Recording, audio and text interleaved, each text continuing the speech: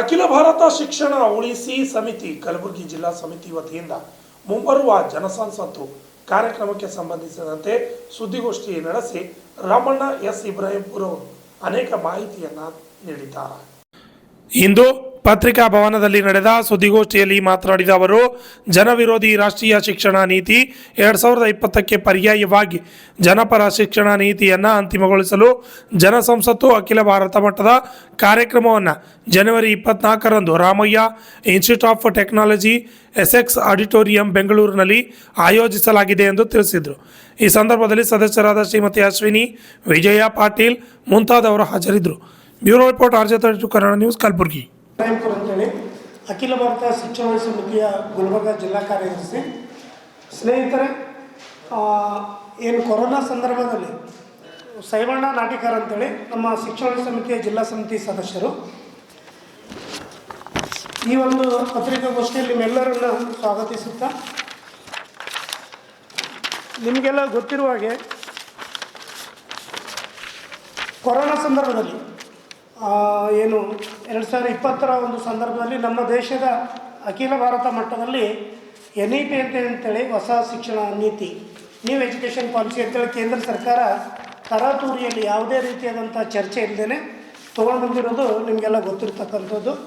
ಆ ಒಂದು ನೀತಿಯನ್ನು ನಮ್ಮ ರಾಜ್ಯದಲ್ಲಿರ್ತಕ್ಕಂಥ ಸರ್ಕಾರ, ಅಂದಿನ ಸರ್ಕಾರ ಕೇಂದ್ರ ಸರ್ಕಾರದಿಂದ ಶಭಾಷ್ ಅನ್ಸ್ಕೊಳ್ಬೇಕಂತೇಳಿ ನಮ್ಮ ರಾಜ್ಯದಲ್ಲಿ ಕೂಡ NEP ತಂದಿದ್ದರು, ಹೊಸ ಶಿಕ್ಷಣ ನೀತಿ ಜಾರಿಯಲ್ಲಿ ತಂದಿದ್ದರು. ಮೊಟ್ಟ ಮೊದಲನೇದಾಗಿ ನಮ್ಮ ಗುಲ್ಬರ್ಗ ವಿಶ್ವವಿದ್ಯಾಲಯ ಕೂಡ ಈ ನೀತಿಯನ್ನು ಜಾರಿ ಮಾಡಿರ್ತಕ್ಕಂಥದ್ದು ನಿಮಗೆಲ್ಲ ಗೊತ್ತಿರ್ತಕ್ಕಂಥದ್ದು.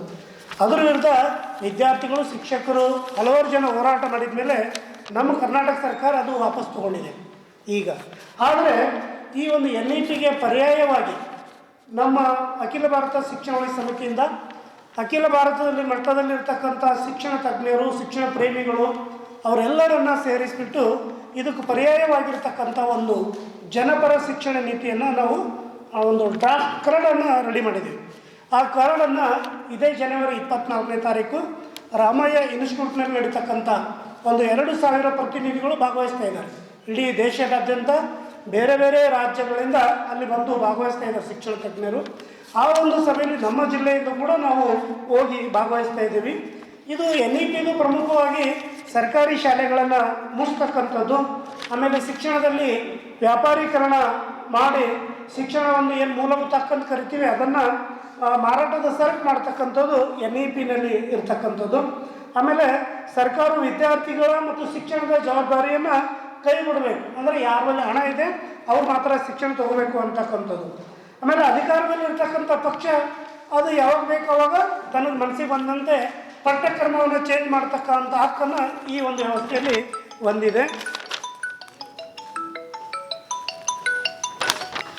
ಆಮೇಲೆ ಶಿಕ್ಷಣದ ಸರ್ವತೋಮುಖ ಒಂದು ಕೇಂದ್ರೀಕರಣಗೊಳಿಸೋದು, ಅಂದರೆ ಸೆಂಟ್ರಲೈಸೇಷನ್ ಮಾಡೋದು. ಇವತ್ತು ನಮ್ಮ ದೇಶ ಏನು ಒಕ್ಕೂಟ ವ್ಯವಸ್ಥೆ ಅಂತ ಕರಿತೀವಿ, ಬೇರೆ ಬೇರೆ ರಾಜ್ಯಗಳು ಸೇರಿ ಒಕ್ಕೂಟ ರಚನೆ ಆಗಿದೆ. ಆ ಒಕ್ಕೂಟ ವ್ಯವಸ್ಥೆಗೆ ಪೆಟ್ಟು ನೀಡ್ತಕ್ಕಂಥದ್ದು, ಅಂದರೆ ಕೇಂದ್ರನೇ ಏನು ಮಾಡ್ತಿದೆ ಅದನ್ನು ಒಪ್ಕೊಳ್ಬೇಕು ರಾಜ್ಯಗಳು ಅಂತಕ್ಕಂಥದ್ದು ಕೂಡ ಇದರಲ್ಲಿ ಇದೆ. ಮುಖ್ಯವಾಗಿ UGC, AICTE ಮತ್ತು NCTE ಅಂತೇಳಿ ಇವು ಸ್ವಾಯತ್ತ ಸಂಸ್ಥೆಗಳು, ಉನ್ನತ ಶಿಕ್ಷಣಕ್ಕಾಗಲಿ ಅಥವಾ ಪ್ರೈಮರಿ ಶಿಕ್ಷಣಕ್ಕಾಗಿರ್ತಕ್ಕಂಥ ಸ್ವಾಯತ್ತ ಶಿಕ್ಷಣ ಸಂಸ್ಥೆಗಳು. ಇವುಗಳನ್ನು ಸಾಯಿಸ್ತಕ್ಕಂಥ ಕೆಲಸ, ಅಂದರೆ ಉನ್ನತ ಶಿಕ್ಷಣವನ್ನು UGC ಮುಖಾಂತರ ಸಾಯಿಸ್ತಕ್ಕಂಥ ಕೆಲಸ ಈ NEP ಮಾಡ್ತಾ ಇದೆ. ಆಮೇಲೆ ಇದು ಜಾತಿ ಮತ್ತು ಧರ್ಮದ ಹೆಸರಿನ ಮೇಲೆ ಭೇದ ಭಾವ ಸೃಷ್ಟಿಸ್ತಕ್ಕಂಥದ್ದು ಹೊಸ ಶಿಕ್ಷಣ ನೀತಿ ಇದೆ. ಇದು ಯಾವ ರೀತಿ ಇದೆ ಹೊಸ ಶಿಕ್ಷಣ ನೀತಿ ಅಂದರೆ, ಒಂದು ರೋಗಕ್ಕೆ ಏನು ನಾವು ಮುಲಾಮ್ ಹಚ್ತೀವಿ, ಆ ಮುಲಾಮ್ ರೋಗಕ್ಕಿಂತ ಹೆಚ್ಚು ಭಯಂಕರವಾಗಿರ್ತಕ್ಕಂಥ ಒಂದು ನೀತಿಯಾಗಿದೆ. ಇದಕ್ಕೆ ಪರ್ಯಾಯವಾಗಿ ನಮ್ಮ ದೇಶದ ಶಿಕ್ಷಣ ಪ್ರೇಮಿಗಳು, ಶಿಕ್ಷಣ ತಜ್ಞರು ತಂದಿರತಕ್ಕಂಥ ನೀತಿಯಲ್ಲಿ ಮುಖ್ಯವಾಗಿ ಈ ಅಂಶಗಳಿವೆ. ಇದರಲ್ಲಿ ಸರ್ಕಾರಗಳ ಹೊಣೆಗಾರಿಕೆ, ಅಂದರೆ ನಮಗೆ ಏನು ಒಳ್ಳೆಯ ಶಿಕ್ಷಣ ಕೊಡಬೇಕು ಅದು ಸರ್ಕಾರದ ಜವಾಬ್ದಾರಿ ಅನ್ನೋದು ಇಲ್ಲಿ ಹೇಳ್ತಾ ಇದ್ದೀವಿ. ಆಮೇಲೆ ಸಮರ್ಪಕ ಹಣಕಾಸು ಸಹಾಯ, ಕೇಂದ್ರ ಬಜೆಟ್ನ 10%, ರಾಜ್ಯ ಬಜೆಟ್ನ 25% ಈ ಒಂದು ಶಿಕ್ಷಣಕ್ಕಾಗಿ ಇಡಬೇಕು ಅನ್ನೋದು ಈ ಒಂದು ಉದ್ದೇಶ ಆಗಿದೆ ಈ ಡ್ರಾಫ್ಟ್ದು. ಆಮೇಲೆ ಶಾಲೆಗಳ ಬಲವರ್ಧನೆ, ಅಂದರೆ ಸರ್ಕಾರಿ ಶಾಲೆಗಳಲ್ಲಿ ಏನು ಈಗಾಗಲೇ ಖಾಲಿ ಇರ್ತಕ್ಕಂಥ ಹುದ್ದೆಗಳಿವೆ, ಆ ಹುದ್ದೆಗಳನ್ನು ತುಂಬಬೇಕು ಅಂತಕ್ಕಂಥದ್ದು. ಆಮೇಲೆ ತಾರತಮ್ಯ ನಿರ್ಮೂಲನೆ, ಅಂದರೆ ಎಲ್ಲ ರೀತಿಯಾದಂಥ ವ್ಯಾಪಾರೀಕರಣ, ಕೋಮುವಾದೀಕರಣ, ಕೇಂದ್ರೀಕರಣದಂಥ ತಾರತಮ್ಯ ನೀತಿಗಳನ್ನು ರದ್ದುಪಡಿಸಬೇಕು. ಆಮೇಲೆ ದ್ವಿಭಾಷೆ ಸೂತ್ರ, ಅಂದರೆ ಮಾತೃಭಾಷೆಯಲ್ಲಿ ಶಿಕ್ಷಣ ಕೊಡಬೇಕು. ಅದರ ಜೊತೆಗೆ ಪ್ರಾಥಮಿಕ ಹಂತದಿಂದನೇ ಇಂಗ್ಲೀಷ್ ಶಿಕ್ಷಣ ಕೂಡ ಒಂದು ಭಾಷೆಯಾಗಿ ಕಲಿಸ್ಬೇಕು ಅನ್ನೋದು ಈ ಒಂದು ನೀತಿಯ ಮುಖ್ಯ ಅಂಶ ಆಗಿದೆ. ಆಮೇಲೆ ವೈಜ್ಞಾನಿಕ ಪಠ್ಯಕ್ರಮ ಸಿದ್ಧಪಡಿಸ್ತಕ್ಕಂಥದ್ದು, ಯಾವುದೇ ಒಂದು ಶಿಕ್ಷಣ ತಜ್ಞರ ಒಂದು ಸಹಾಯದಿಂದ ಅದನ್ನು ರಚನೆ ಮಾಡಬೇಕು. ಬೇರೆ ಯಾವುದೇ ರಾಜಕೀಯ ಪಕ್ಷ ಅಧಿಕಾರ ಬಂದ ತಕ್ಷಣ ಅದರ ಮುಖಾಂತರ ಅದನ್ನು ರಚನೆ ಮಾಡಬಾರ್ದು ಅಂತಕ್ಕಂಥದ್ದು. ಆಮೇಲೆ ಸ್ವಾಯತ್ತತೆ ಮತ್ತು ವೈಜ್ಞಾನಿಕ ಮನೋಭಾವ, ಈ ಒಂದು ಯಾವುದೇ ಆದಂಥ ಒಂದು ಶಿಕ್ಷಣ ನೀತಿ ರಾಜಕೀಯ ಹಸ್ತಕ್ಷೇಪದಿಂದ ಇರಬಾರ್ದು ಅಂತಕ್ಕಂಥದ್ದು. ಮತ್ತು ಎಲ್ಲ ಶಿಕ್ಷಣ ಸಂಸ್ಥೆಗಳಿಗೆ ಮುಖ್ಯವಾಗಿ ಸ್ವಾಯತ್ತತೆ ನೀಡಬೇಕು.